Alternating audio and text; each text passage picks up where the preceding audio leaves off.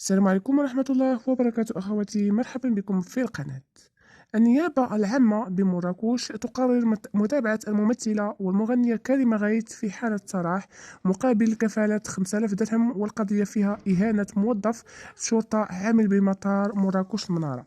إن هذا الشيء وقع أول البارح، وهي خرجت في ستوري نكرات بلي هذا الشيء كاين، ولكن للأسف الناس اللي ساقوا الخبر لهذا الشيء عرفوا باللي الخبر صحيح وهي نكرات. ولكن للأسف الواحد يعني فاش كيبغي يغطي كما تنقولوا المبلغ البال ما كيتغطاش.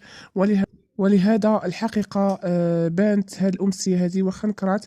للأسف الله يسهل عليها، والله يدير لها مخرج ديال الخير، لأن القضية فيها إهانة موظف شرطة في المطار، يعني لحظة دخولها من بلد أجنبي للمغرب تم تعاير السبان والمعيور. الله يتم خلق. شكرا لكم والسلام عليكم ورحمة الله وبركاته.